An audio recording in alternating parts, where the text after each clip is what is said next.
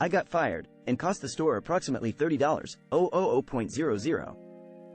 Cross posted from R. Anti-Work 2008. I quit, fired, and they tried to get me arrested. I was working a second job at our local small grocery and butcher shop, few nights a week to pay for my kids' activities. I was hired as a cashier. The person that did the end-of-day butcher shop cleanup, sanitizing quit.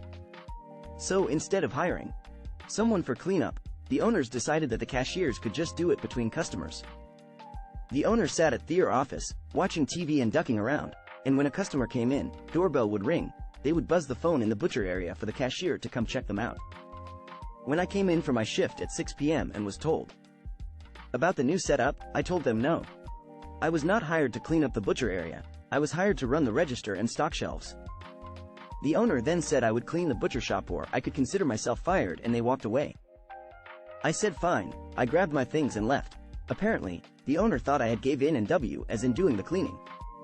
So they buzzed the butcher area when customers came in for about 2 hours before someone told them no one was coming to check them out. The store's liqueur area, cigarettes and scratchers got emptied out. It was 7:30 and I got a screaming phone call from the owner about how he was calling the police and I was going to get arrested. Yeah, right. Owner did call the police. The owner stated he wanted me arrested as an accomplice to the thefts because I had left. Cops asked me to come to the store, which I did, and I explained that the owner had fired me, so I went home and the CCTV would prove that fact. The tape was reviewed, and plain as day, the owner said I was fired. I estimate they lost about $30,000.000.00. Sometimes you just do what the customer wants. One of my employees accidentally sent out the wrong item on an internet sale. Person was more than used. We offered return at our expense and will ship the correct item ASAP and original shipping would be refunded. But no, that wasn't good enough for this person. Told me I should fire Steve for this.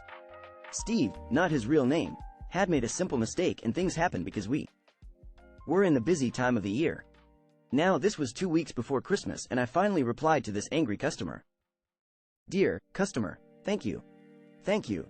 I appreciate your insistence that action be taken in this case. I had been building a case to remove Steve from the company for some time and this helps me seal the deal. You aren't the first person to tell me this. Thanks to your complaint I have give to Steve his walking papers. He was very upset. He even cried a little bit and asked after 4 years how I could be so heartless to fire him 2 weeks before Christmas and that he was the only source of income for his family with 2 kids and disabled wife. I simply told him he kissed off the wrong customer. Sorry, Steve, but Santa won't be visiting your kids this year. Oh. And Steve, sorry, but you no longer qualify for your year-end bonus. I thanked the customer because his complaint was gonna save the company a lot of money and as our reward I was making his $8.00 purchase totally free. Customer sent back a very long email where he profusely apologized over and over to the point. They must have been crying at the computer while typing it out. They were shocked and stunned I would fire someone just before Christmas and had this attitude that it was a good thing. They literally begged me to hire him back. Well, Steve and I had a good laugh reading what this angry customer wrote. I saved the letter and over the next 2 years sent it out twice more. Steve was not only a good employee who was honest and Karengi also considered him a friend.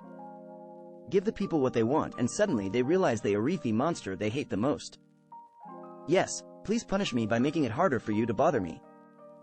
The owner of a small company issued me a company cell phone that I didn't need and felt that gave him an excuse to call me any time of day or night, workday or not, with stupid questions. He also kept giving us, those of us with company cell phones, changing rules about using those phones. One rule was that we had to answer ASAP. Another rule was we were not to talk on the phone while driving. We had to pull over and park, then answer and talk. So one morning I'm driving to work, and should get to the office about 15 minutes early, when he rings my phone. Morning traffic is heavy near the office, and it takes me some time to get out of traffic and park in a parking lot before I answer. He keeps it ringing the whole time. When I finally answer, he asks, "Where are you?" I tell him I'm about 10 minutes from the office, but I had to stop to answer his call. He asks, "Why aren't you here yet?" I tell him again that I probably would have been at the office by now, but his call and rules have me sitting in a parking lot instead. I ask, "What is the hurry? Is there an emergency?" If I wasn't interrupted, I would have been in the office early. He responds, "Why aren't you coming?" I remind him of his rule that I am not to answer his phone and drive at the same time. This type of stupid banter continues for a while, until he gets tired.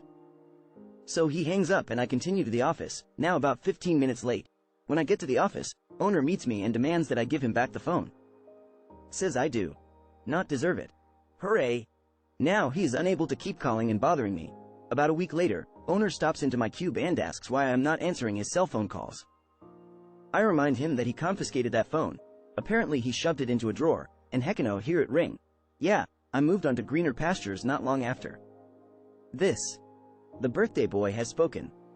We just showed up to a house to do a routine delivery and setup. Knocked on the door, and a boy about 6 with an absolutely sour look on his face opens the door, looks at us and says, "Go away."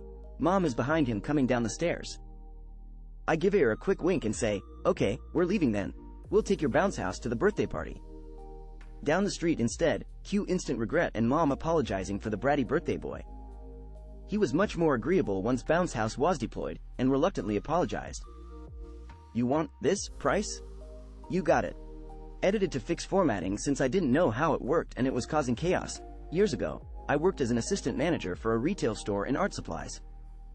My store was in a fairly affluent area, and we got lots of bored housewives who dropped $500 because they wanted a hobby.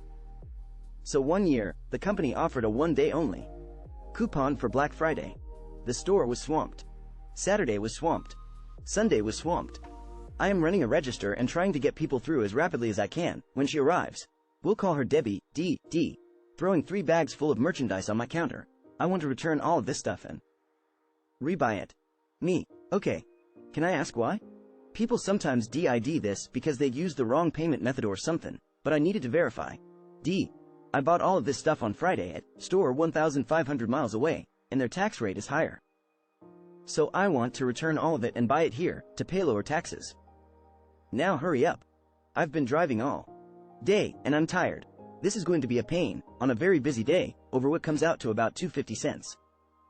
I confirm with the other manager, who agrees this is ridiculous, but we just need to do it. So I start her return, but the totals don't match up. So I have to call and talk to the on-call support rep. He tells me I can only refund my state's tax, and not the other amount. The solution is to manually adjust price until the tax and totals match. As I'm doing this, Debbie is complaining about how she's tired from driving. I'm taking too long, her dog, her feet, her back, whatever. But eventually I get everything balanced and process her return. Okay, the return has been processed. It's about time. You'd be done already if you weren't so stupid. Now I want to buy it all again. Cue Malicious Compliance Part 1. The thing about art supplies is they can be small and in multitudes. And that's what she purchased. Individual pencils, brushes, pastels, sheets of paper, etc. Sure thing, ma'am. But I want to be absolutely certain I ring everything up right. Since I'm dumb. So, with a sweet smile, I take everything out of the bags and ring them up one by one. Of course, some stuff doesn't scan, so it has to be looked up. As I go along, she's getting more and more agitated.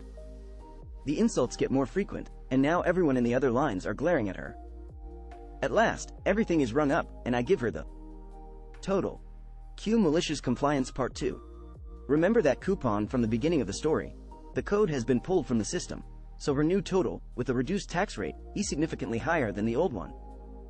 Debbie loses it, and starts screeching, "It's not even words at this point, only noise, sorry ma'am. But it looks like you used our exclusive coupon on Friday. Unfortunately, that coupon is no longer valid. Your new total will be total." She kept screaming, but eventually paid, snatched her items, and left. It was a good day to be retail. Keep rinsing the rice until the water runs clear? Got it. Years ago, I was a cook at a well-known fast casual restaurant known for their large burritos and charging extra for guac. I worked hard because the place was very understaffed given the number of customers that came in. Management was understanding when we had to cut corners to make sure people did not wait for food. One of the rules we had to follow before cooking. The rice was to rinse the raw rice 3 times until the water runs clear. Vague? I know. How clear is clear? What if, after 3 rinses, the water is not clear? 3 times and runs clear? Or 3 times OR runs clear? Who knows? I did no task. Most of the time we would give the rice 1 or 2 rinses before throwing it into the cooker. Never had any problems with customers complaining about it, and we never ran out of rice. Since there were never any problems, management did not care. Everyone was happy. That is until, one day, Miss Manager decides it's time to enforce every single rule exactly. Not sure why. To get to the position she was in, she knew how to do all the individual tasks in the kitchen, so she knew the rules. However, she did not know how to conduct the symphony of the dozens of simultaneous tasks at the speed and accuracy required to keep customers moving and to never burn anything. I did. She did not know which corners were okay to cut and which ones were not. I did, as I was getting ready for the busy shift, but the kitchen was not in busy mode yet. I am rinsing rice and Miss Manager approaches me. Make sure to rinse the rice until the water runs clear. I look at her and respond, I always do. She knew I was lying, but she knew why. She knew that it would take longer to make the rice. But I was the only one who could make sure that rice never runs out. Her life would be hell if we ran out of rice. She had a chance to let it go. She did not, though. Mr. Cook, I know you don't follow that rule. Keep rinsing the rice until the water runs clear, and before you put this rice on the cooker, come find me and show me that it runs clear. I looked at her with a straight face and replied, keep rinsing the rice until the water runs clear? Got it. I begin. Fill the pot of rice with water, agitateth rice, pull out the perforated part of the pot, and dump out all of the cloudy water. After 3 times, the water still resembles water skim milk. I look up. She is watching me. She asks, does that water look clear to you? It was rhetorical. I see how it is. I start rinsing again. Satisfied, she walks away. I continue repeating the process. A while goes by, and yes, I am counting the number of times. The long grains of rice are breaking apart and the entire pot is turning into a strange mushy mixture of white rice. Given the time I am taking on this dumb task, everything else that needs to get started in the kitchen is falling behind. Finally, Miss Manager appears in the kitchen again. You're still rinsing rice? The timing was perfect. I dump out the water in front of her and ask, does that water look clear to you? As I dump out the precursor to slightly watered down horchata, she softly says, no. I step away from the sink. How many times do you think I've rinsed this rice? I ask. 7? She answers. No, try 37. I wasn't joking. I have rinsed this rice 37 times and the water is not running clear to your satisfaction, should I continue? She looks at the rice, knows it is unusable, and that she has lost the fight. On one hand, she cannot tell me to keep going because the ground up rice was only a few rinses and a cook away from becoming grits.